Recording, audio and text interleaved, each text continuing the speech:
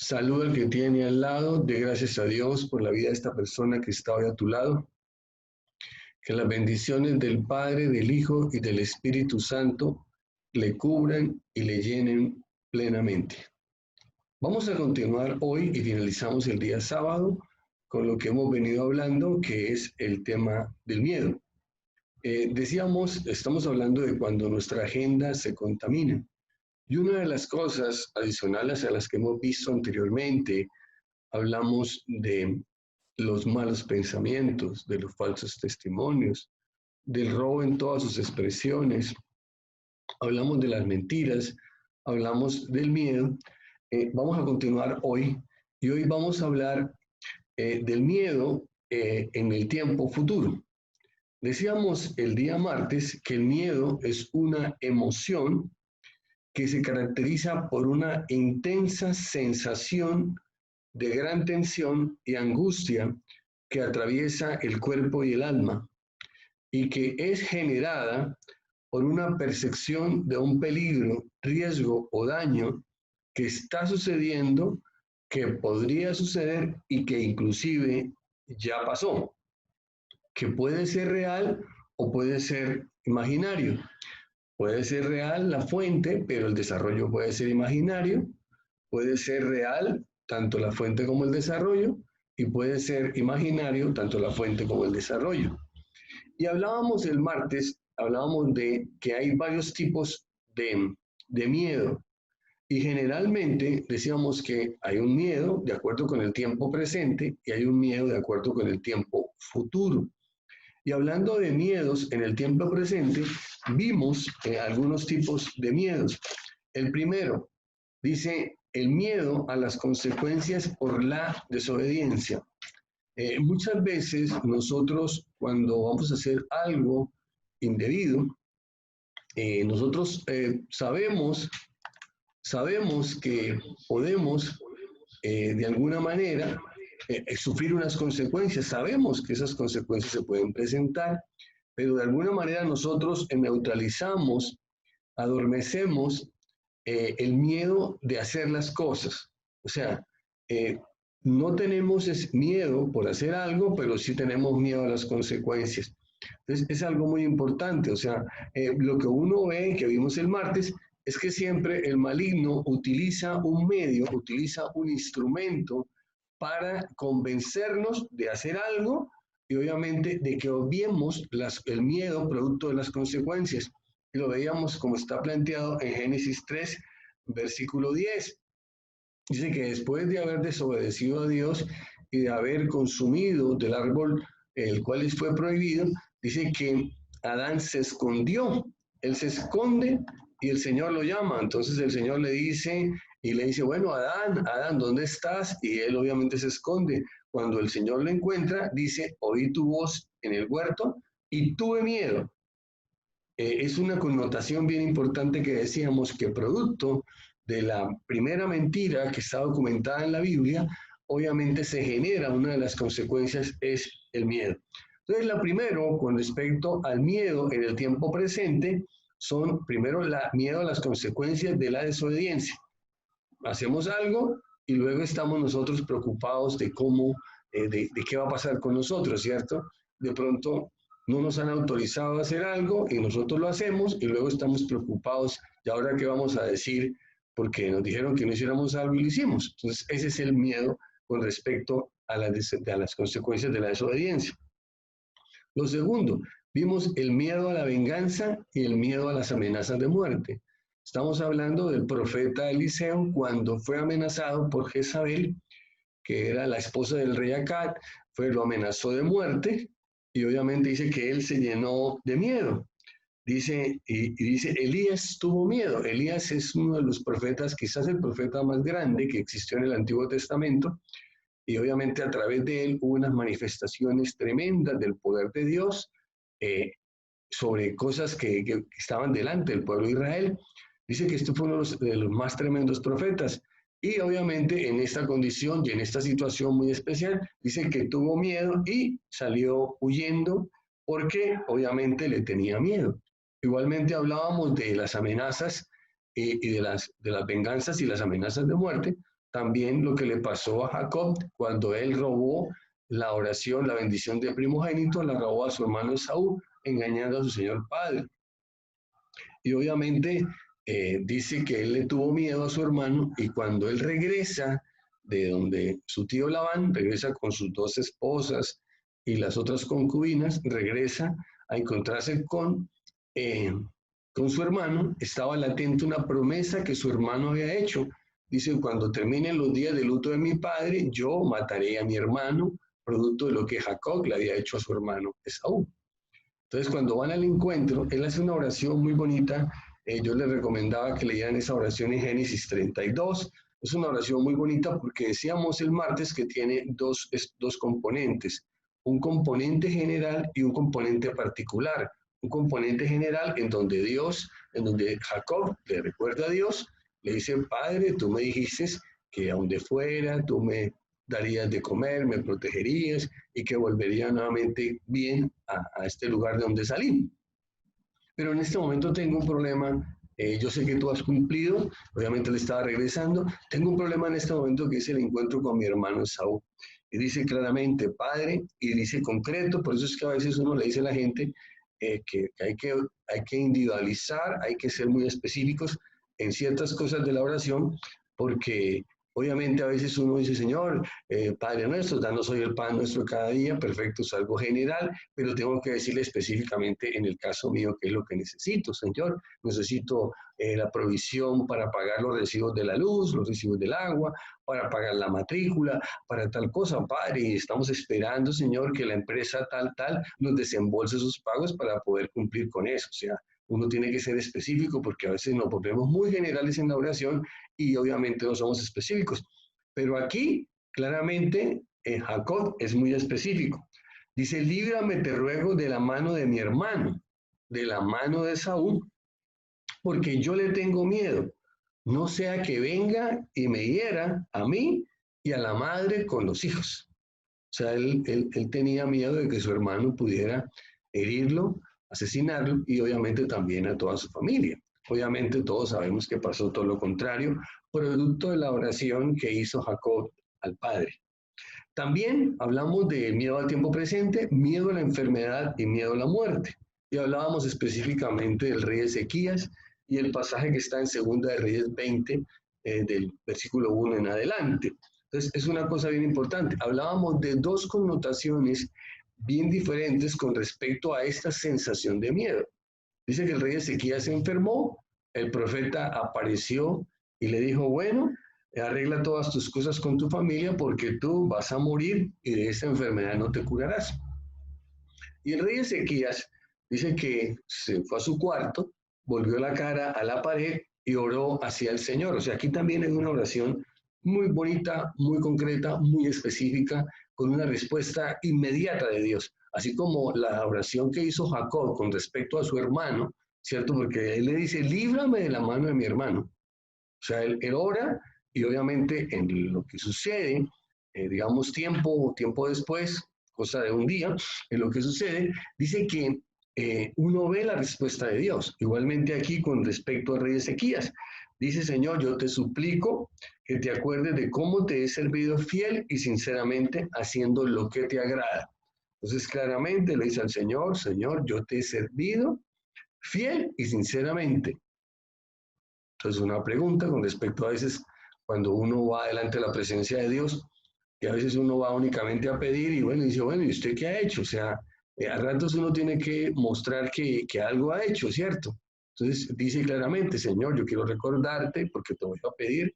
Yo creo que no, o sea, aunque el profeta me ha dicho que arregle mis cosas y que de esta enfermedad no me voy a curar, yo sé que tú, Señor, puedes como modificar, puedes cambiar esta condición que se está presentando. Entonces, yo quiero que tú, Señor, lo hagas con respecto a mi vida. Y dice claramente, porque yo te recuerdo que yo te he servido fiel. O sea, él dice claramente, y obviamente me imagino que le recordó las cosas que había hecho, ¿cierto? He servido fiel y sinceramente, haciendo lo que te agrada, porque no solamente es servir fiel y sinceramente, sino obviamente haciendo lo que le agrada a Dios, porque de pronto hacemos cosas que nos agradan a nosotros. Y vemos que a la par también hay un pasaje en la Biblia en donde el Señor Jesús iba en una barca por un lago, eh, claramente iba con sus discípulos y él se descansó, se recostó a descansar y se desató una tormenta en ese lago y el bote iba a naufragar y los discípulos despertaron al Señor y le hacen tremendo escándalo y le dicen, Señor, sálvanos porque nos vamos a ahogar. Y el Señor Jesús, antes de hacer lo que tenía que hacer, llegó y le dijo, hombre, realmente ustedes son hombres de poca fe. ¿Por qué tienen tanto miedo? Y aquí hay un contexto bien importante, que decíamos el martes. O sea, es natural que todos tengamos miedo. O sea, aquí nadie está diciendo que no es natural, o sea, sería desnaturalizado uno quitar el miedo de la vida de uno, porque decíamos ahí, es una emoción que está integrada a nuestra alma y obviamente no podemos eliminarla, ¿cierto? Si nosotros estamos con vida, obviamente esa emoción que hace parte de nosotros se va a manifestar. Entonces dice que obviamente que corresponde y se caracteriza por una sensación de tensión o angustia.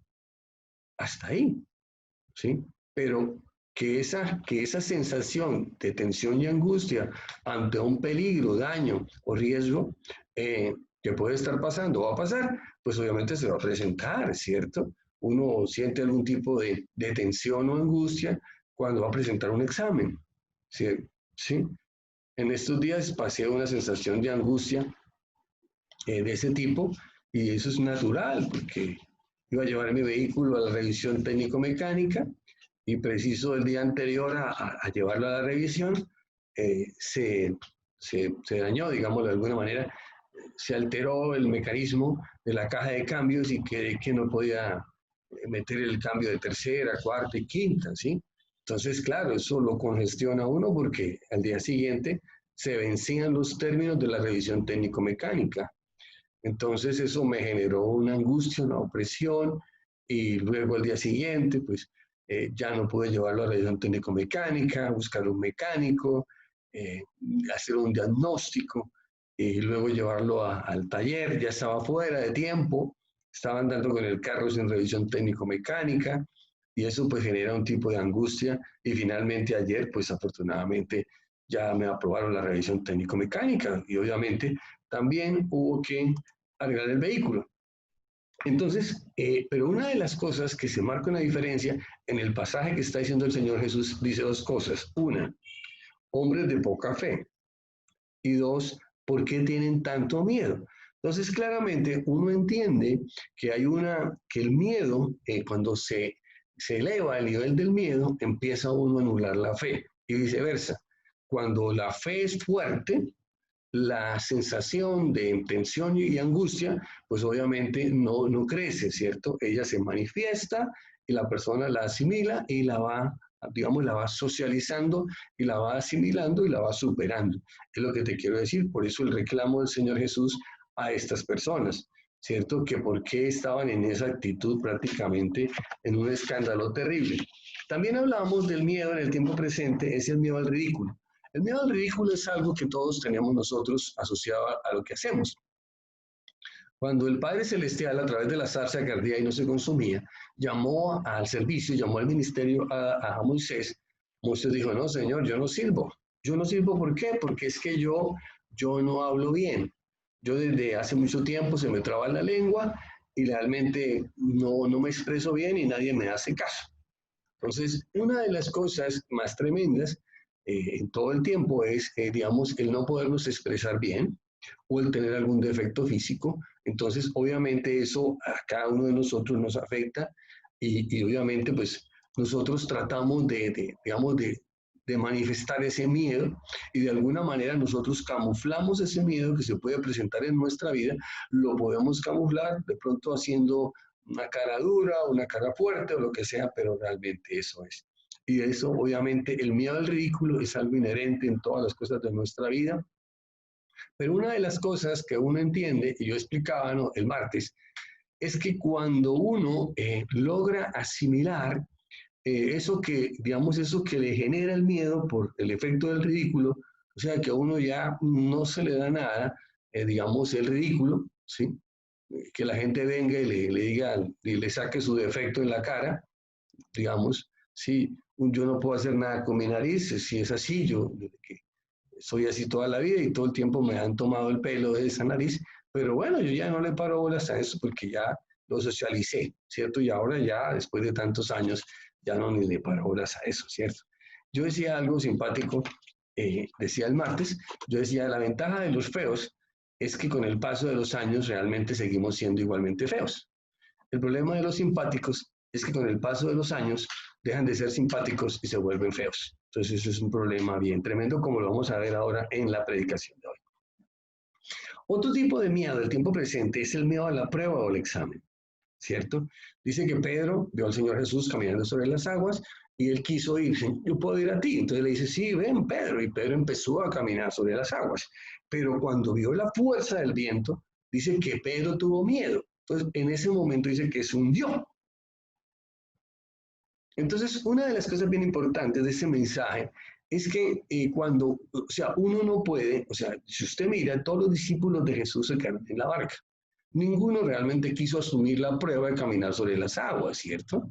Y obviamente solamente Pedro, pero Pedro en ese momento, los otros no quisieron, eso es peor todavía, no quisieron, pero Pedro sí quiso. Pero cuando empezó a caminar, se fijó más en la fuerza del viento, en las circunstancias climáticas que afectaban en ese momento, y obviamente se hundió.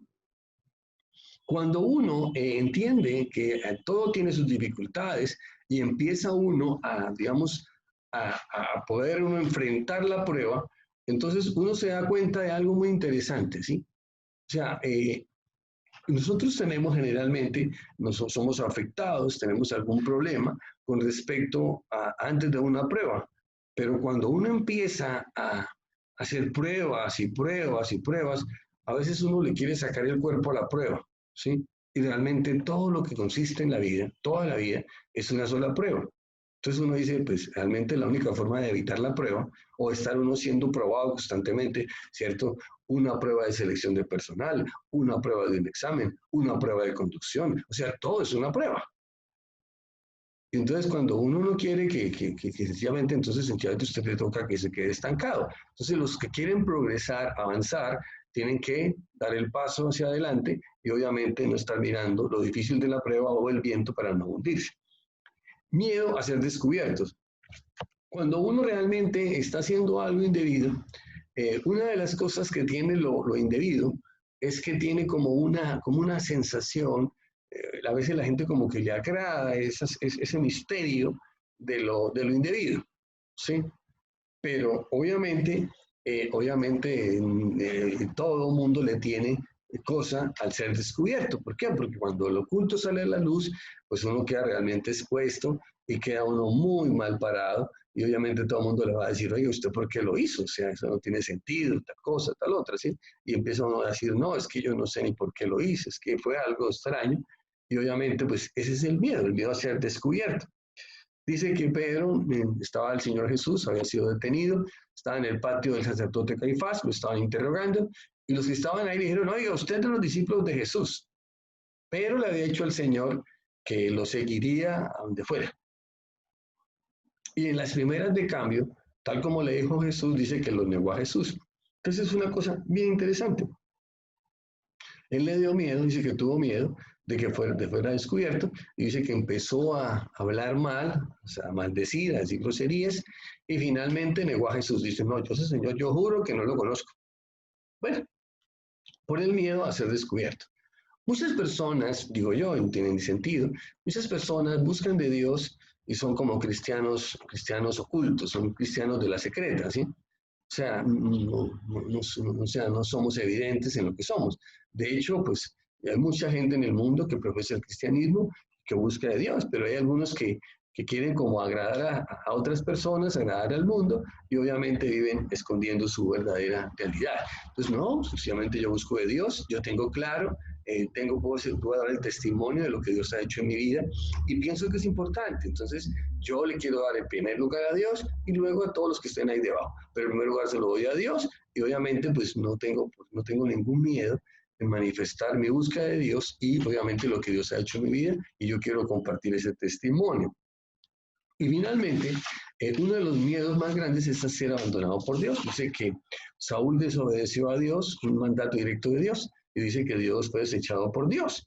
Entonces dice que Saúl fue a la guerra contra los filisteos y cuando fue y miró desde un lugar alto, miró el campamento de los filisteos, era un campamento muy grande, era un ejército muy grande, y él dice que su corazón desfalleció, tuvo miedo, y obviamente él oró consultando al Señor, el Señor no le contestó porque obviamente lo había abandonado, y finalmente él terminó recurriendo a una invocadora de muertos. Entonces es una cosa bien interesante de lo que vimos el día martes. Bueno, hoy vamos a hablar, y espero que realmente este mensaje, esta predicación llegue a ustedes, porque es muy importante, porque nosotros tenemos claro de los miedos en el tiempo presente, ¿sí? Miedos a ser descubiertos, miedos a todas las cosas que hablamos ahora, ¿cierto?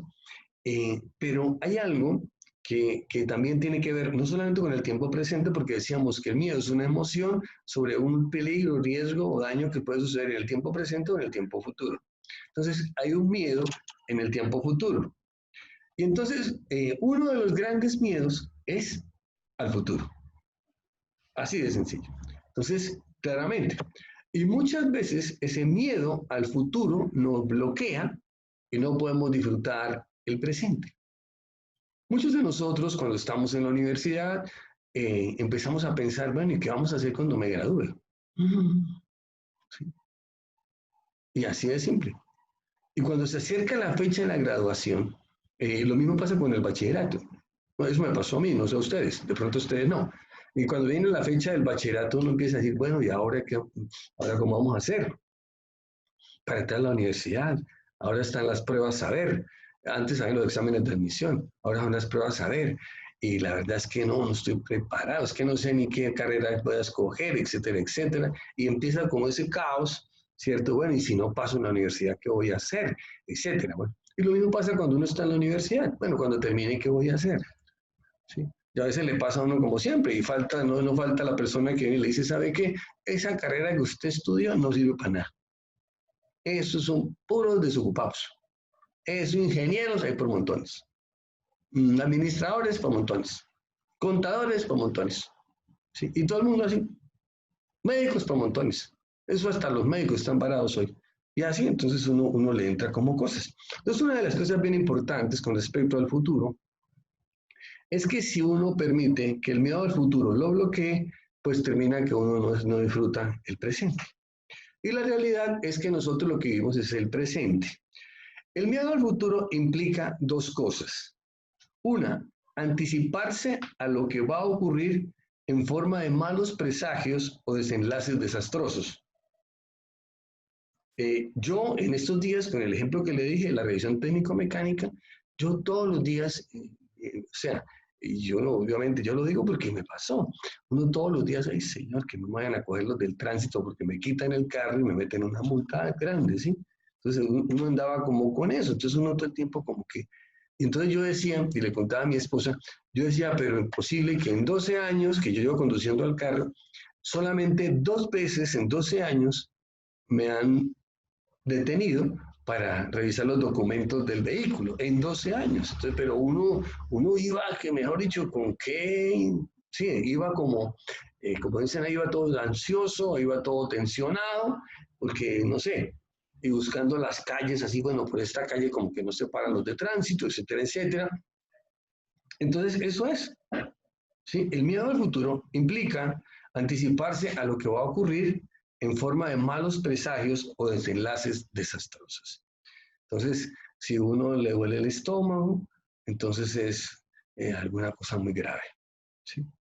Puede ser que usted comió unos alimentos, los unos con otros causan dolor de estómago, pero entonces no, eso es una cosa grave, eso es el colon irritado, eso es no sé qué, eso es etcétera, etcétera. Y así muchas cosas que le pasan a uno, entonces uno tiende a pensar siempre lo peor, ¿sí? Y obviamente como decíamos aquí, ¿por qué? Porque es una relación entre la fe y el miedo, ¿sí? Entre menor sea la fe, el miedo crece. Entre mayor sea la fe, el miedo disminuye. Es lo que pasó en la barca. Por eso les dijo, hombres de poca fe, ¿por qué tenéis tanto miedo? Usted lo puede leer ahí. Entonces hay un balance entre la fe y el miedo. Si hay suficiente fe, el miedo decrece. así la situación sea gravísima. Hay mucha fe, el miedo decrece. Así de simple. Entonces, y más con respecto al futuro. Entonces, primero, el miedo implica que uno se anticipa y todo lo que viene es desastroso, son malos presagios, o sea, todo lo que es una cosa bien complicada. Y segundo, hay una cosa bien tremenda con respecto al futuro, que cuando uno permite el miedo al futuro, uno tiene una baja tolerancia a la incertidumbre. Una de las cosas bien tremendas con respecto al futuro es que realmente no hay garantizado casi nada, ¿sí? Uno lo que puede hacer es tratar de amortizar algunos tipos de impactos con respecto al futuro. Por ejemplo, si tú tienes un ahorro, lo que estás tratando de minimizar es el impacto que pueda tener alguna emergencia financiera que tú tengas a través del ahorro, pero no va a evitar la emergencia financiera. No sé si me entiendes, porque eso va a suceder. Igualmente, en todos los temas de la vida de uno, en los temas amorosos, en los temas financieros, en los temas de salud. Uno no puede evitar eso. Uno lo que hace es tratar de reducir ese impacto, ¿sí? Entonces yo tengo un servicio de salud y obviamente la idea es que ojalá nunca lo use, ¿cierto? Pero eso es incierto, en cualquier momento usted se enferma y tiene que utilizarlo. Ahora, si me enfermo y no tengo servicio de salud, pues obviamente es más complicado, ¿sí? Entonces, igualmente con todo lo que se está presentando. Dice la palabra en Génesis 12, versículo del 10 al 13, dice que hubo hambre en la tierra y Abraham descendió a Egipto para pasar allí un tiempo porque el hambre era severa en la tierra. Bien interesante. Este es el pasaje donde Dios llama a Abraham, ¿sí? Y él viene, se desplaza donde estaba, llega a Canaán y al poco tiempo se desata un hambre tremenda. En los versículos anteriores, Abraham hace un altar al Señor, le da gracias, Padre Celestial, porque tú me has traído estas tierras maravillosas. Pero al poco tiempo hay un hambre en la tierra, las hambres eran asociadas a tiempos de verano muy severos. Dice que hay un hambre en la tierra y dice que Abraham desciende a Egipto porque obviamente en Egipto había mejores provisiones. Y sucedió que cuando se acercaba a Egipto, dijo a Sara y su mujer, mira, sé que eres una mujer de hermoso parecer. Y sucederá que cuando te vean los egipcios, posiblemente ellos quieran matarme, ¿cierto? Y a ti te van a dejar sin vivir para que seas una de las concubinas del faraón. Entonces usted va a decir que es mi hermana y obviamente así no me van a hacer daño a mí. O sea, una de las cosas bien tremendas que uno se pone a mirar, sí, yo entiendo, uno entiende, pues posiblemente al faraón, como decíamos en otra predicación pasada, posiblemente al faraón le gustaban las señoras mayorcitas, ¿sí? Porque Abraham ni Sara eran jóvenes. O sea, si ustedes se acuerdan, dice que Sara ya se le había retirado la menstruación, ¿sí? Ya se la ha retirado. Entonces, estamos hablando de que ella tenía más de 50, 60 años y Abraham era igual. Pero a lo mejor era una señora de cincuentona, una cincuentona simpática. Y el hombre, pues, en su cabezota, pues, se le metió esa cosa. ¿Sí? Y entonces él dijo, oiga, y posiblemente, no sé. Entonces dijo, sí, es que seguramente cuando lleguemos allá, entonces van a querer quedarse con usted y entonces a mí me van a matar. Entonces yo te pido que digas que eres mi hermana y entonces yo salgo favorecido. Efectivamente, allá escogieron a Sara, a Sarai, la escogieron para el harén del faraón, ¿sí? De pronto el faraón le gustaban las señoras mayorcitas también, entonces sí, porque normalmente eran jóvenes, ¿no? Aquí no, una señora ya cincuentona, sesentona, ¿sí? Posiblemente en esa época, pues no sé, eran más conservadas, aunque yo creo que ahora están más conservadas, ¿sí? Entonces yo no entiendo muy bien, pero entonces el hombre exageró la onda. De todas maneras, las señoras la escogieron y se hallaron para la casa del faraón. Y a él le dieron ganado y le fue muy bien por eso. Entonces, una de las cosas que uno mira ahí, obviamente es la pregunta que uno se hace ahí, es si él, con todo el acompañamiento que tenía de Dios, ¿cierto? Abraham, con todo el acompañamiento, dice, ¿por qué no dijo la verdad? De hecho, lo que sucede, y tú lo puedes leer ahí en Génesis 12, dice que el Señor para cuidar a Sara de que el faraón no fuera a meterse con ella ni nadie, dice que le mandó un montón de plagas y eso era plagas y plagas hasta que el faraón dijo, bueno, ¿qué es lo que está pasando aquí? ¿Sí? Entonces, obviamente dijo, desde que apareció este señor y apareció este con su hermanita, pues realmente aquí nos llenamos de plagas y de problemas, entonces aquí pasa algo, y lo descubrieron y lo fueron devolviendo. Bueno, antes, dice, Dios lo protegió de que no le pasara nada. Y algo muy parecido le pasó a su hijo Isaac cuando iba con su esposa Rebeca, dice que se fue a la tierra de los filisteos, ¿cierto? Y obviamente él empezó a decir que era la hermana, dijo lo mismo, exactamente lo mismo, repitió la misma historia de su hermano, de su padre, y obviamente el rey de los filisteos, dice que Abimelech de los filisteos, dice que descubrió cuando Isaac estaba acariciando a Rebeca y le dijo, oiga hermano, ¿usted qué le pasa, hermano? ¿Sí? Entonces, una de las cosas bien interesantes es que uno, como dicen algunos, uno monta un escenario ficticio sobre los resultados de lo que va a pasar. Por eso muchas personas se pegan normalmente, se pegan a que todo tiempo pasado fue mejor. Es mejor malo conocido que bueno por conocer, porque la gente le tiene alguna cosa al futuro. Entonces, uno tiene, cuando uno dice que todo tiempo pasado fue mejor, está uno restringiendo las posibilidades que uno en Dios puede tener hacia el futuro. Dice todo tiempo pasado, hacia el tiempo pasado fue bueno, pero obviamente uno en Cristo Jesús dice el tiempo futuro va a ser mejor. Es una cosa interesante y obviamente cuando uno digamos, lo incluye, lo asimila, lo toma en su vida, uno entiende que hasta ahora las cosas que han pasado en su vida han sido buenas, pero lo que viene es mucho mejor. Por ejemplo, digamos, los que antes no tenían hijos y ahora tienen hijos, pues obviamente es una cosa muy especial tener esos hijos ahora y poder desarrollar una vida familiar bien bonita con sus hijos. Entonces uno diría, no, antes no teníamos hijos, ahora tenemos estos hijos, qué vida tan maravillosa. Cuando uno realmente tiene esa idea, ¿sí? Cuando uno tiene esa idea de que el tiempo pasado fue bueno, pero el tiempo que viene es mucho mejor y en todas las cosas, ¿cierto? Sí, efectivamente, tuvimos este negocito, lo vendimos, ahora va a tener un negocio mucho mejor, entonces este tiempo va a ser muchísimo mejor. Entonces, una de las cosas bien importantes es entender que todos sin excepción, todos nosotros, sentimos cierto nivel de incertidumbre por lo que está por suceder y es inevitable sentir miedo al futuro. O sea, es inevitable sentir miedo con respecto al futuro, pero el problema, como decíamos ahí, no es sentir miedo. El problema ahí es cómo gestionamos o manejamos el miedo.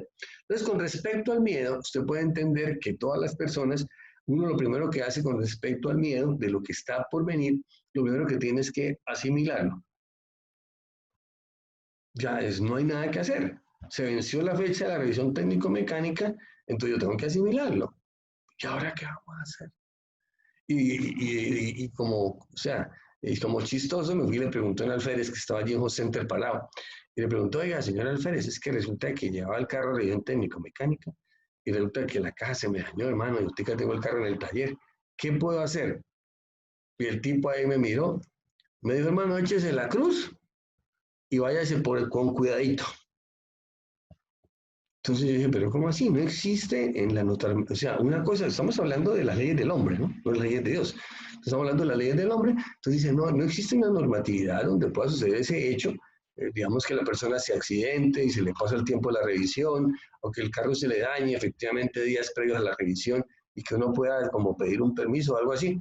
Según ese señor alférez y según lo que estuve leyendo, porque me puse a leer en internet lo que podía, pues no.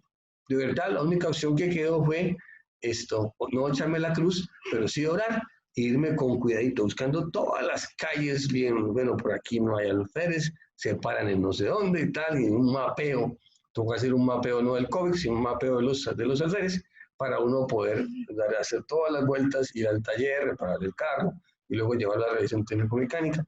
Y ayer pudimos descansar de esa situación tan horrible.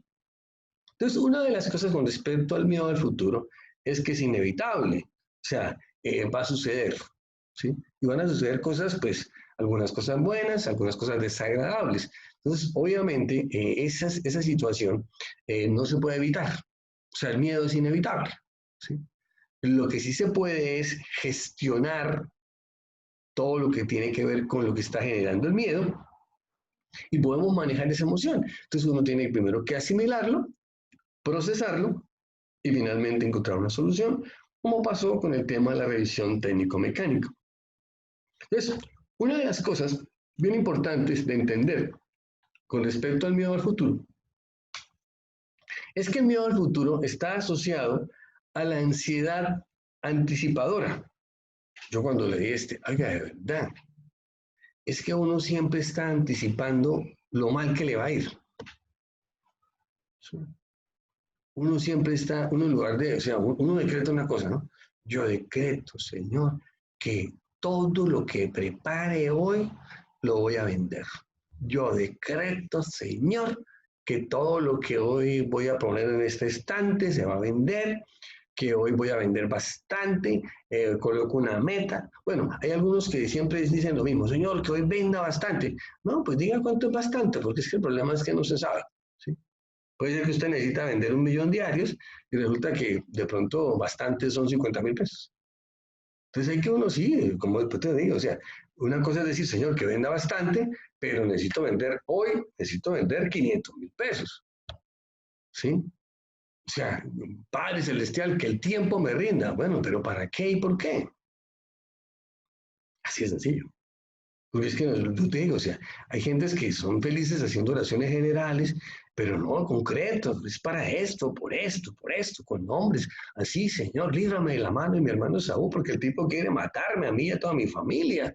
Él ya juramentó que lo va a hacer, Señor. Yo te pido, Señor, controla la mano. Dice, controla la mano. Que tú le controles la mano. El Señor hizo algo más tremendo, le controló su corazón. Entonces eso uno lo entiende. Entonces, claramente es eso. Entonces dice que el miedo al futuro está asociado con la ansiedad anticipatoria que nos lleva a colocarnos en los peores escenarios, en los peores desenlaces. Nosotros nos volvemos unos profetas de lo catastrófico. En estos días, con respecto al COVID, ha salido todo el mundo, mejor dicho, lo más catastrófico. Ahora sí, ya, mejor dicho, esto se va a acabar. Sí, etcétera, etcétera. Si el Señor Jesucristo viene, pues viene y listo, estamos preparados. O sea, le hemos pasado muy sabroso. O sea, es una de las cosas, o sea, para poder entender esto y poder disfrutar mejor lo que viene, yo tengo que estar diciendo, oiga, sí, hasta ahora, Señor, yo te doy gracias, Señor, porque tú has sido muy especial conmigo y la verdad es que en medio de todos mis desaciertos, mis errores y mis malas decisiones, pues la verdad es que tú me has ayudado, has enderezado algunas y más sumadas a las buenas que he tomado, pues realmente me voy aquí y la verdad pienso que puedo llegar bastante lejos. Yo solamente te pido, Señor, que tú me des como a los hombres importantes de la Biblia, largura de día y buena vejez, y ahí vamos en ese camino para poder hacer las cosas bien y poder tratar de dejar al menos una pequeña huella en donde estamos. Entonces, esa es la cuestión. Entonces, una cosa bien importante. Una de las cosas con respecto al miedo al futuro es que la palabra dice claramente, dice la palabra, con respecto a lo que Dios quiere con respecto al futuro. Entonces, o sea, cuando uno, por eso decíamos, cuando la fe crece, el miedo disminuye. O sea, no dice que cuando la fe crece el miedo se va. No, no, no, aquí no es como el tema de Satanás. Dice, resiste al maligno y lo dirá. No, no, no, aquí no. Dice, cuando la fe crece, disminuye el miedo. El miedo nunca se va y es interesante que no se vaya. Porque decíamos que una de las cosas que produce el miedo, no solamente que sube la presión arterial, es que incrementa la adrenalina. Entonces estamos interesante. Como lo mismo, o sea, cuando usted está entusiasmado por algo, usted tiene la adrenalina 1000, que ir corriendo como un cohete, o sea, tiene bastante energía. Entonces es importante. Inclusive el miedo nos permite ser cuidadosos. Es una cosa interesante. Entonces no podemos anularlo. Lo importante es que incrementar la fe para que disminuya el miedo y obviamente no termine dominándonos. Cuando aumenta el miedo y disminuye la fe, terminamos aterrorizados, en pánico, en locuras temporales, etcétera, etcétera, haciendo lo que no debemos hacer.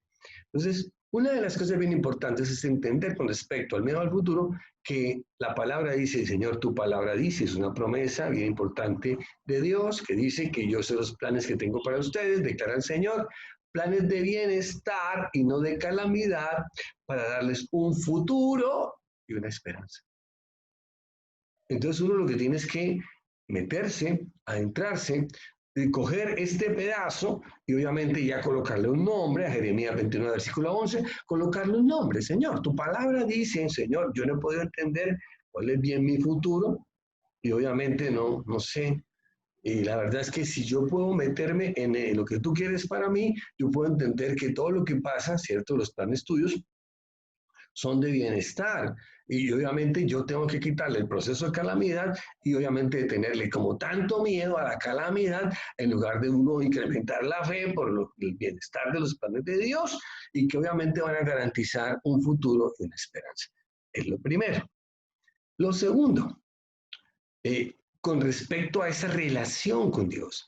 Obviamente cuando la relación con Dios es buena, dice que por aquí crece la fe y por aquí crece el miedo. No se va porque no tiene por qué irse. Es algo importante, o sea, no se tiene por qué ir, pero que no se exagere en su importancia, porque cuando este sube, baja la fe, es como una balanza, ¿no? Sube el uno, baja el otro, sube la fe, baja el miedo y viceversa, etcétera, etcétera. Y dice la palabra que cuando uno tiene una relación con Dios, hay un testimonio que está en el Salmo 37, 25, con respecto a aquella persona que está metida con Dios, hablando del tema de la fe y la balanza con el miedo. Dice claramente, yo fui joven y ya soy viejo. Entonces quiere decir que es una persona que tiene un testimonio producto de la vivencia que ha tenido, de todo lo que ha vivido, ¿cierto? Fui joven y ahora tengo los años que tú tengas, 50, 60, 70, 80, 90, lo que tú tengas. Y dice claramente, en todo ese proceso, estamos hablando del Salmo 37, la época del Salmo 37. Cuando tú traes el contexto del Salmo 37 al año 2020, al 9 de julio, creo que es 9 de julio, al 9 de julio, entonces tú lo entiendes. Dice, fui joven y hoy soy viejo. Pero una de las cosas que he visto en el transcurso de la vida, y obviamente entendiendo desde el contexto bíblico, es que no he visto al justo desamparado, ni a su descendencia, ni a su familia mendigando pan. ¿Por qué? Porque los planes de Dios son de bienestar para garantizar un futuro y una esperanza. Los planes de Dios. Entonces tenemos que meternos en los planes de Dios. Y obviamente para meternos en los planes de Dios empezamos a incrementar la fe y a decrecer el miedo. Entonces claramente, sí, obviamente hay un miedo, ¿cierto?, asociado al futuro. ¿Por qué? Porque el futuro tiene un nivel de incertidumbre. El futuro tiene un nivel de incertidumbre. O sea, el hecho de que la palabra diga que a los que aman a Dios todas las cosas son para bien, no quiere decir de que no vayan a haber tropiezos. Lo importante es entender que ese miedo, esa incertidumbre, nosotros tenemos que, como decíamos anteriormente, tenemos que gestionarla, tenemos que manejarla. Si no, no estamos mal. Si no, pasa como los apóstoles, nos volvemos todos unos gritones ahí. ¡Ay, sálvanos! ¡Sálvanos a toda hora con respecto al futuro! Y resulta que el futuro, obviamente, en el Señor, lo que trae son cosas muy buenas. Segundo, con respecto al miedo, con respecto al tiempo futuro, el miedo a la vejez. Es una cosa increíble. Y en estos días, pues con este cuento del COVID, a todos los mayores de 60 años nos tienen contra la pared. No se puede salir. Bueno, sí se puede salir, pero que no sé qué, que tal, no sé, etcétera, etcétera. Y resulta que el señor de mayor de 60 años se puede quedar en su casa, pero si el nieto, el hijo o la hija, el muchachito, que se va para la calle, no es cuidadoso, no tiene cuidado y se contamina con el COVID, pues es el que el señor se puede quedar en la casa, si quiere no salga de la pieza, si se quiere quedar encerrado ahí todo el tiempo, y el otro el que le va a traer esa cosa de la casa. Y se murió el viejito. Por eso es que dice claramente, sin que no se da cuenta, es que es una cosa bien terrible con respecto a eso. Pero una cosa interesante con respecto a la vejez es ver dos conceptos con respecto a la vejez. ¿Sí? El miedo a la vejez tiene un nombre. O sea, la mayoría de los miedos, el miedo ha sido muy estudiado. Y obviamente, como decíamos, está en la Biblia de Génesis 3. O sea, eso es muy antiguo. Y está estudiado Es muy antiguo, está estudiado y está documentado en la palabra de Dios, cómo se manifiesta, a quiénes se manifestó y qué hicieron. O sea, uno no puede decir, no, es que me llegó un miedo nuevo, entonces vamos a poner un nombre nuevo. El miedo no sé qué, ¿sí? Un nombre nuevo. Coloca el nombre que tú quieras, ¿cierto? Pero aquí dice claramente, dice que a todo tiene un nombre. Entonces el miedo a la vejez se llama gerascofobia. Bueno, yo lo busqué en internet, ¿no? Usted lo puede buscar. Dice, es el miedo a envejecer. Y obviamente tiene que ver con algo que es bien interesante y que yo me río. A mí no me da miedo envejecer, porque la gerascofobia tiene que ver con ese trastorno donde las personas se horrorizan con los cambios que sufren debido al paso de los años. Por eso es que el doctor Bisturí, el doctor Botos, el doctor Los Energizantes, las cremas rejuvenedoras, todo ese tipo de cosas, todos los cosméticos, ¿sí? Y un poco de energizantes para que la persona se sienta a los 60, a los 70, se sienta no sé cómo, ¿sí? Obviamente, pues sí, eso es así. ¿Por qué? Porque la gente le da miedo envejecer. Entonces, volvemos al tema, ¿cierto? Una de las cosas, por eso uno a rato se ríe, ¿no? Cuando usted es feo, usted cuando llega, usted es feo a los 10, a los 20, cuando llega a los 60 o más años, usted sigue siendo igualmente feo, ¿sí? No puede ser más feo, igualmente feo, ¿sí? Y de pronto hasta se mejora un poquito, como los dinos. Pero el que es simpático, ¿sí? A los 20, que todo el mundo, todas las muchachas iban detrás de ese, pues realmente ahorita los encuentra uno calvos, canosos, barrigón, etc. Entonces uno se ríe, ¿no? Oiga, este era Julano de tal y no sé, ese tipo. Sí. No, etcétera, etcétera. Y así. Entonces uno se ríe con eso, o sea, uno dice, bueno, porque es que uno ve muchos musculosos aquí, ahora que están los gimnasios al aire libre, ve un poco musculosos de 20, 30 años que se meten un poco de cosas ahí, así, tan, pero luego se los encuentra 20 años después y entonces poco de cosas se forma grasa y manteca y eso, mejor dicho, tienen que tener sostenedores de todo, sostenedor de la barriga, sostenedor del pecho, sostenedor de todo.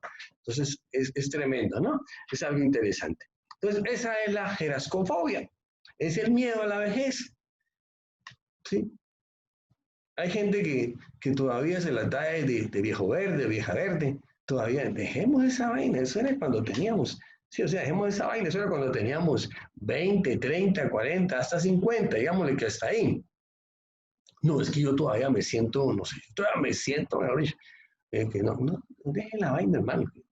Y sí, o sea, uno ya, sí, o sea, uno tiene que repetirse, yo me repito cada rato. Sí, porque uno todavía se las da ahí como que de picaflor, de no sé qué, como tal. Entonces, hombre, saque la cédula, es el señor. Ahora que toca sacarla en todas partes, ¿no? Para el pico y cédula. Saque la cédula. ¿Qué dice aquí? ¿Cuándo nació? ¿Cuántos años tiene? Hermano, hermano. Sí, deje estar ahí como, ¿sí? Otros se pintan el pelo, se echan votos, etcétera. Entonces, es el miedo a la vejez. A todos nos da el miedo, ¿sí? El miedo de tapando la barriga que se le cae ahí con una faja, eso no importa, dejen que esa barriga se caiga, esa cosa ahí, ya acabó el cuento, ¿sí? Porque yo no entiendo eso, ¿cierto? Esto para que se coloque una faja en el estómago, para que no se haga el estómago, que no se caiga, cuando realmente, cuando está en la casa, al que le interesa que vea esa cosa, se cae. Entonces es mejor que todo el tiempo esté caída y que así de simple. Entonces eso no tiene sentido. Entonces, claramente hay dos contextos con respecto a la vejez. La vejez tomado de la mano de Dios. Y la vejez, uno suelto de la mano de Dios. No importa que usted en algún momento le haya servido a Dios. ¿Sí?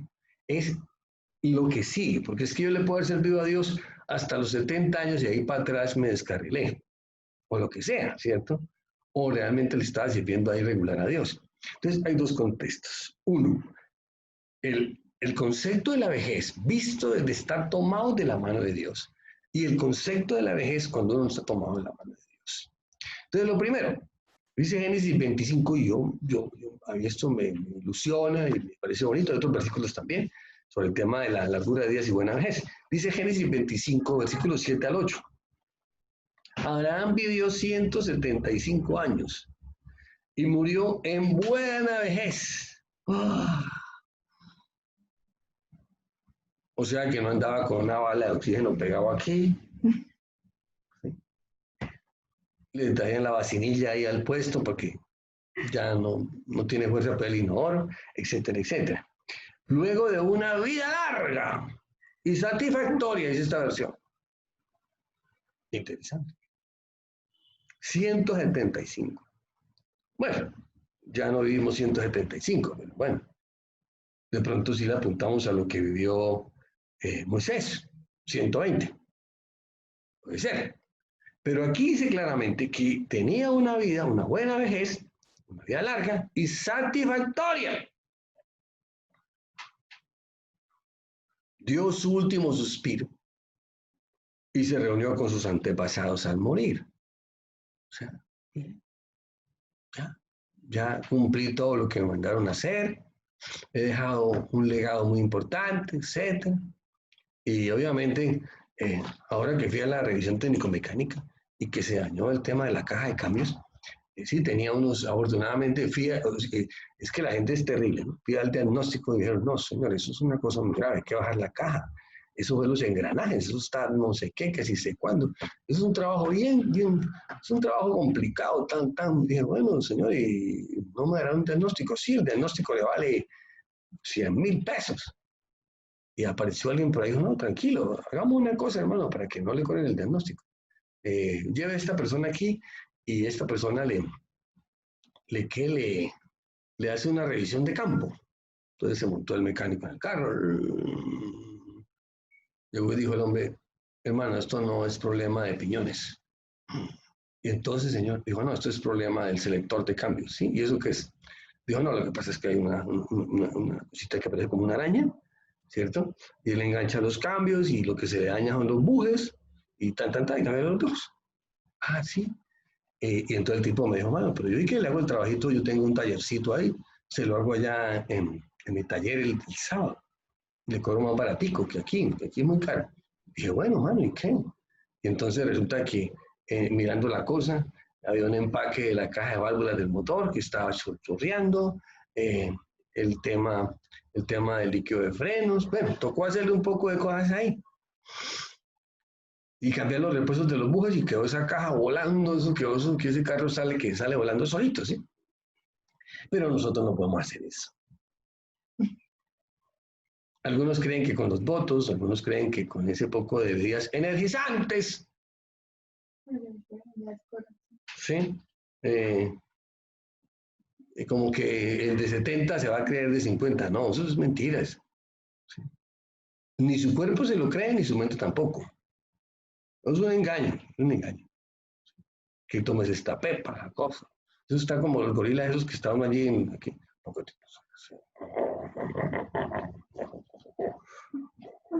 Sí, sí.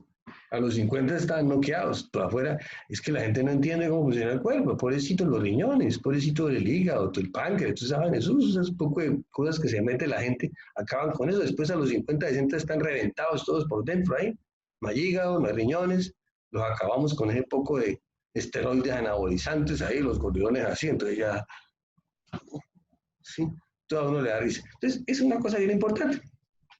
Dice en Deuteronomio 34:7, dice que Moisés tenía 120 años cuando murió, y dice en esta versión, estaba tan fuerte como siempre. ¡Wow! Es algo tremendo. Y dice, en muchas versiones, hay muchas cosas sobre eso, y dice, y podía ver con claridad. En otras versiones dice, y tenía una lucidez. Sí, porque ¿qué objeto tiene uno llegar a los 70, a los 80, y se le olvida todo? ¿Y yo quién soy? Dice que Moisés, cuando se murió, estaba fuerte y tenía lucidez. No que tenía visión 20/20, bueno, sí, sino con unas gafas lo arreglamos, ¿sí? Pero aquí lo importante es que, ¿qué? Que tenía lucidez. Que uno sea lúcido.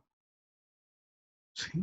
No hay gente de 100 años lúcidos y todavía tienen fuercecita para ir al baño sin que les tengan que acercar la mica. Así de sencillo. Pero también hay personas, esos son los que ven agarrados de Dios, o sea, entonces uno no siente como el miedo a la vejez, estoy agarrado de Dios, estoy agarrado de Dios, ¿sí?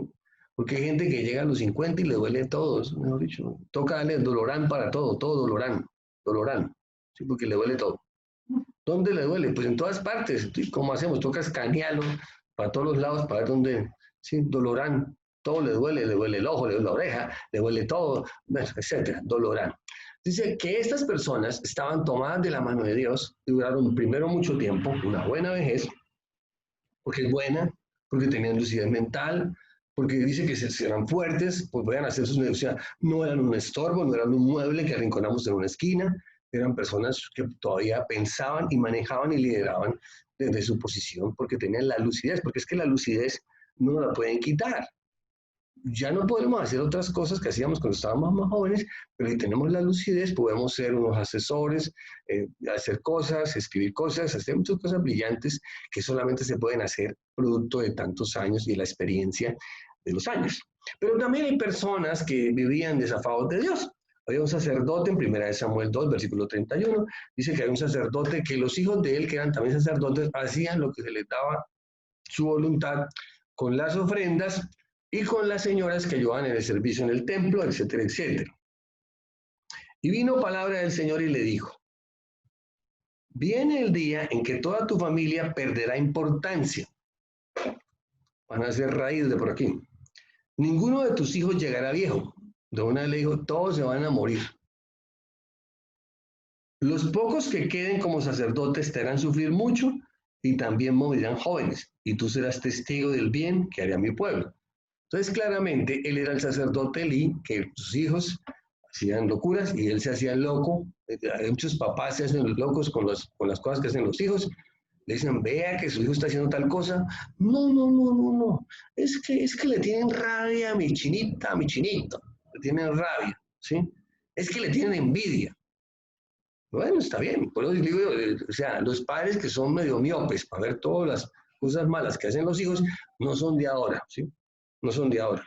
Ni es que le tengan rabia, ni envidia, ni le tienen el ojo puesto a sus hijos. No, aquí también. ¿Sí? Aquí le decían, oiga, pilas, hermano, sacerdote Elí, usted es el sumo sacerdote del templo, hermano. Pero sus hijos están allá haciendo cosas indebidas con las ofrendas. Y también con las señoras que sirven, ayudan en el templo. ¿Sí? Hacen cosas indebidas. Ya sabe usted a qué estamos hablando. En eso hace mucho tiempo. Dentro del templo. Ah, pues le vino ahí, ¿sí? Todos fulminados. 1 Samuel 4, versículo 17. Y vino el mensajero que venía de la batalla de Israel con los filisteos. Ahí perdieron la batalla, perdieron el arca. Y le dice, hubo una gran mortandad en el pueblo. Y también tus dos hijos, Odni y Finis, que eran unos bandidos, ¿cierto? Murieron. Y el arca de Dios ha sido tomada. Entonces aconteció que el viejito, Elí, que no era tan viejito, tenía como 90 años, sí, estaba más joven que los otros, que Moisés y que Abraham, dice que se fue hacia atrás, ¿cierto? Y había una silla ahí, se tropezó en la silla y se fue para atrás y se enucó. Miedo a la vejez. Cuando uno está tomado de la mano de Dios, o sea, no hay temor, no hay temor. Es algo que se tiene que interiorizar. Cuando uno está tomado de la mano de Dios. Al contrario, al contrario. Lo que pasa es que el diablo viene y lo engaña. El diablo viene y le hace creer a uno que como dice acá, que el vigor, lo llama vigor, o sea, estaba tan fuerte como siempre, llama vigor, que el vigor que uno tiene, que la lucidez que uno tiene, son para desperdiciarlos. Pones uno por ahí a pendejear, a mirar lo que no debe mirar, a coger lo que no tiene que coger, a hablar lo que no tiene que hablar. No, hermano. Esto es para crear cosas importantes. O sea, lo que viene es mejor. Yo le decía eso a mi esposa hoy. Yo le decía, oiga, con, con lo poco digamos que puedo dedicarme a enfocarme en las cosas de Dios, eso es una cosa tremendamente maravillosa. Y todo lo que se ha profundizado, el alcance, lo que uno puede ver del Evangelio. El Evangelio es maravilloso, ¿cierto? ¿Cómo era si uno le dedicara más tiempito? Y dejar de estar como desenfocado. Perdí prácticamente una semana detrás de un carro. ¿Sí? Así me pasó, perdí una semana detrás del carro. ¿Sí? Que tal, que la revisión técnico-mecánica, que no sé qué, que sí, que se dañó, que corra para el taller, que venga para acá, y tal, y esto, la palabra, el tema, la cosa, nada. Grande es el Señor y maravilloso, que dijo, hombre, este muchacho, bueno, afortunadamente me enredó en carro, ¿no? Me puede haber pasado como el rey David, me enredó otra cosa, allá, está mirando por el balcón del vecindario, ¿sí? Entonces, no, me enredó fue el carro, afortunadamente, entonces, pero uno realmente no lo entiende, es que esto es, o sea, sí, efectivamente, uno sabe que con la vejez, pues obviamente todo se va deteriorando, ¿sí? Pero obviamente uno va siendo más cuidadoso, deja de estar uno como eh, disgustándose por cualquier pendejada, etcétera, etcétera, de estar uno preocupándose por todo. Y de hecho, pues como el cuento, la preocupación y el miedo son inherentes a lo que hacemos y a lo que vivimos. Entonces es muy importante. Y finalizamos, porque no alcanzamos a ver más. Entonces decíamos lo primero con respecto al tiempo futuro y el miedo, dice el miedo al futuro. Ya lo tenemos claro. Segundo, el miedo a la vejez. Para que usted no se haga gastar su platica haciéndose votos. Deje de pintarse tanto ese pelo. ¿Sí? Pínteselo de vez en cuando, ¿no? Pero es que hay gente que se exagera, ¿no? Ahora, más bien haga un cursito de pintarse el pelo para que no le salga tan caro. ¿Sí? Entonces, tras de que esas cosas como caros, los tintes son caros. Yo ya le dije al señor, señor, yo esa cosa no. Yo ya, de aquí para adelante, ¿sí? Ya, las canas, vea. El plateado por aquí, por acá, y tal, y todos los que sean ahí hasta que definitivamente queda uno con el pelo blanco, porque ¿qué le hacemos? Y las cejas blancas, el bigote blanco, todo blanco, y 7 ¿sí? Afortunadamente, pues todavía no nos ha caído los cachetes y todo está en baño, ¿sí? Y así, todo el resto. Sí, entonces si uno hace el deber de caminar todos los días para que al menos estar tonificados los musculitos, ahí no se le empiezan a caer todos los músculos ahí, porque si no está uno frío.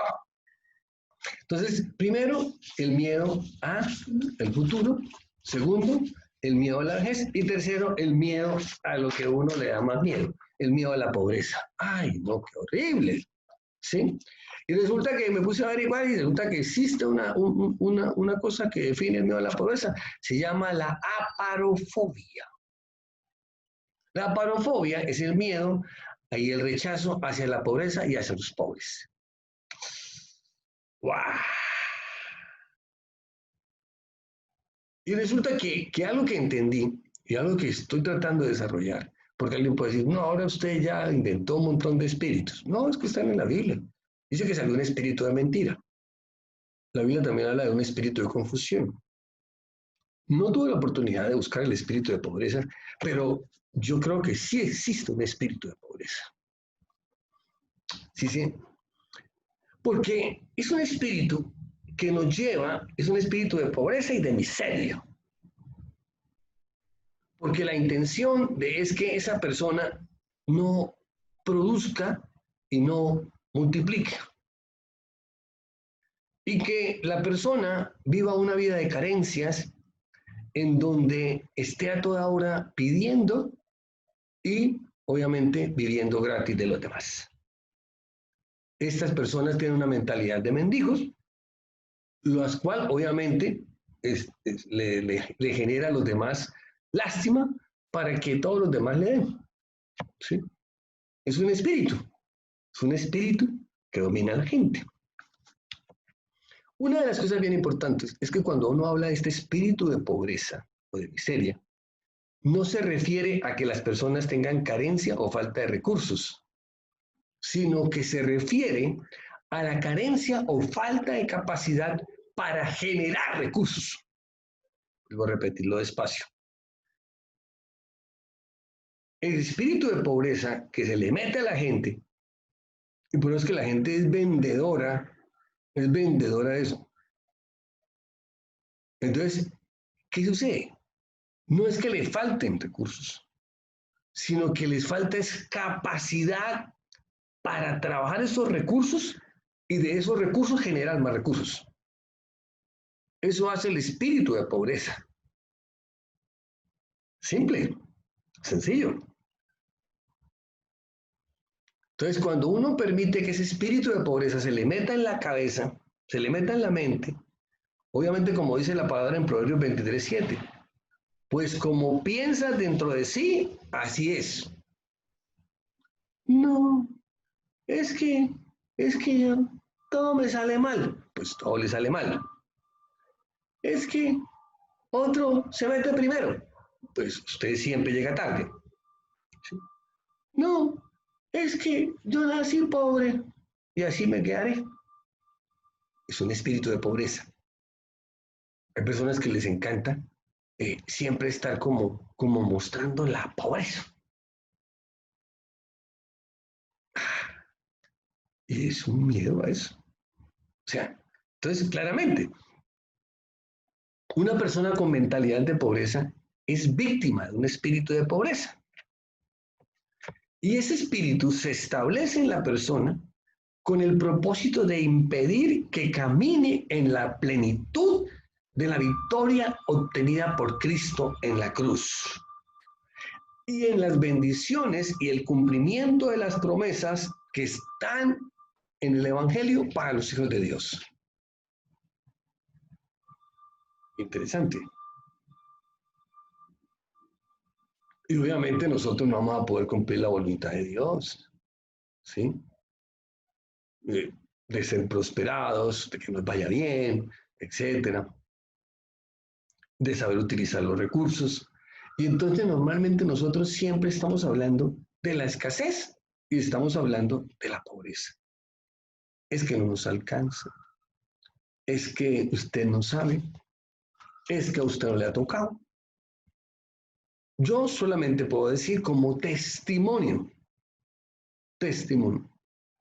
que yo, como muchas personas, me casé muy joven, bueno, más o menos, tenía 22, mi esposa tenía 20, éramos jóvenes, estaba estudiando en la universidad y cuando nos casamos, pues yo no tenía nada, ¿sí?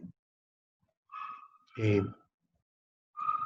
y cuando llegamos de nuestra luna de miel, que fue en un bus, ¿sí? No había por luna de miel, era un viaje de Cali hasta Bucaramanga, larguísimo por Bogotá, eso eran como 20 y pico de horas, eso era mucho amor. Entonces, nuestra luna de miel, el primer día de nuestra luna de miel después del bus, porque la primera fue en el bus, ¿cierto? En la silla del bus, la primera noche de luna de miel, la segunda fue en el suelo, en un petate, pues un petate ahí, y unas cobijas. Esa fue nuestra segunda luna de miel. Entonces nosotros, mi esposo y yo empezamos de cero, cero, cero. ¿Sí? Y afortunadamente, pues nuestros padres nos apoyaron y nos dieron, ¿por qué? Porque obviamente eh, había problemas con mis hermanos, hubo muchos problemas y tal. Yo era muy agresivo, y obviamente eso era problemas seguidos. Entonces tocó ir a vivir a un apartamentico a la vuelta. Allá nos acomodaron allá unas cositas y vivimos con mucha humildad. Nuestros hijos nacieron en una pobreza terrible. Sí, sí, porque no había nada, todo era regalado. Yo me acuerdo que la cuna de Jorge era una cunita que una cuñada nos regaló por allá, una persona que se fue y estaba vendiendo las cosas y nos trajo una cuna ahí de buena madera, por cierto, pero vieja. Y obviamente cuando nació Mari tocó, Jorge dormía en la cunita, entonces Mari yo era bueno, hice una mesita con un estante, le incrusté la mesa en el estante y esa fue la cuna de Mari. Colocamos una tablita. ¿Sí? Eso era. Pero yo nunca me quedé ahí. O sea, no conocía las cosas de Dios. Yo creo que si hubiera conocido las cosas de Dios, esto hubiera sido una revolución. Esto hubiera sido una revolución. ¿Sí me entiende? O sea, porque la gente hoy en día dice, es que usted tal cosa. No, usted no sabe a dónde me tocó salir a mí. ¿Sí? es que usted no sé qué, es que usted tal cosa, o le dicen a mi esposo, es que usted, mejor dicho, ese maridón que tiene, sí, usted sabe la porquería de marido que tuvo como 20 años, sí, sí, ahora dice, no, que es que usted, mejor dicho, tal no sé qué, no, usted no sabe todo lo que le tocó a la pobre señora. Entonces, así de simple. Entonces, una de las cosas que a uno le da mucho miedo es el miedo a la pobreza. Pero es que la pobreza es un espíritu que hay que espantarlo, ¿sí?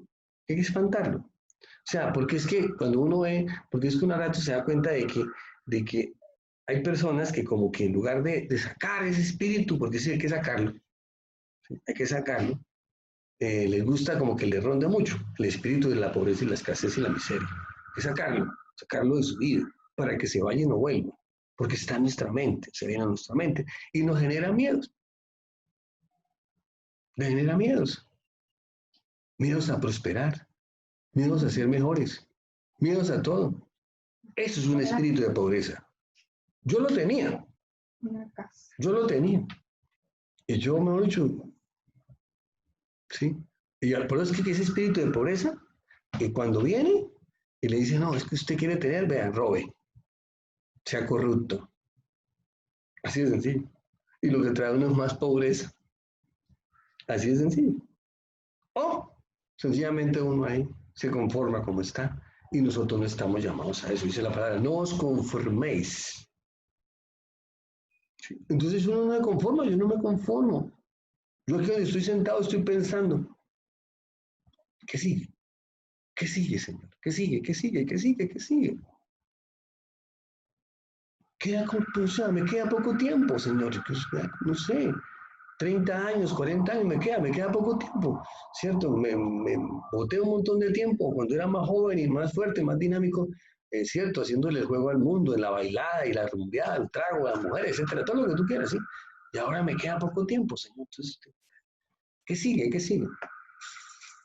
¿Cómo hacemos? Es bien importante. Entonces, es una cosa importante. Entonces, como dicen ahí,